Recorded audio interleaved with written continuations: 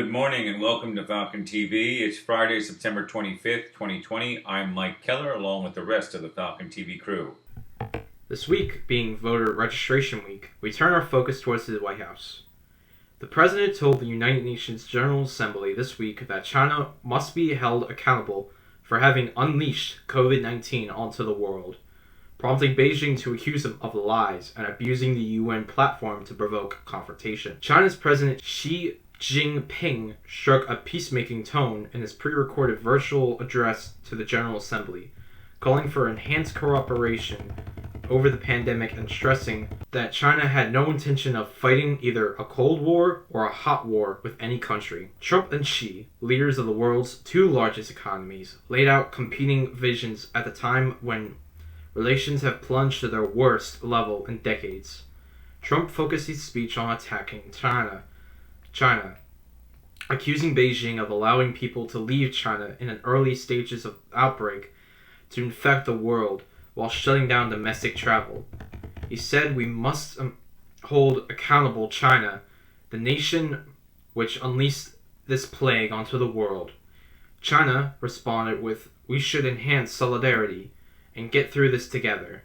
The UN Secretary General warned that the world was moving in a very dangerous direction. With US-China tensions, we must do everything to avoid a new Cold War, he said. Our world cannot afford a future where the two largest economies split the globe in great fracture. We must avoid this at all costs.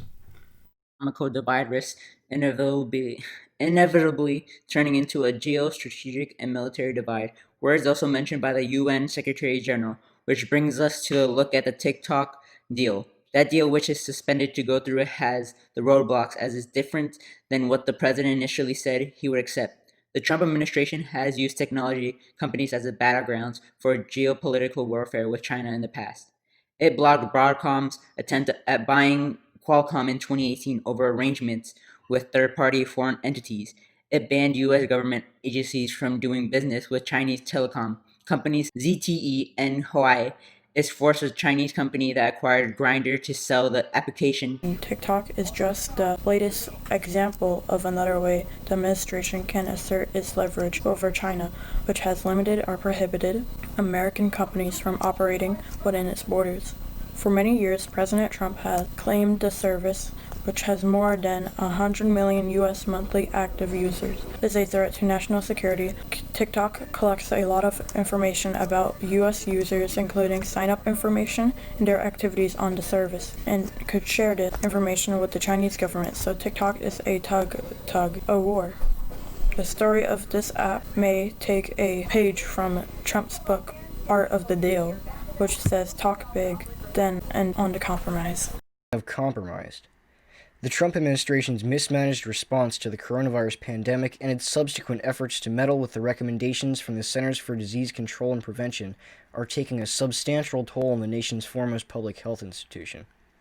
CDC officials described a workforce that has seen its expertise questioned, its findings overturned for political purposes, and its effectiveness in combating the pandemic undermined by partisan actors in Washington. Employees said they've never seen morale this low before, and that workers are beaten down partially by a public who not only distrust us, but who actually thinks we want to infringe on their civil liberties, and the other factor is the active undermining by senior members of our own administration. President Trump publicly downplayed, and continues to downplay, the pandemic, questioning both his own top medical and health experts, and the science that shows that mask mandates and social distancing work.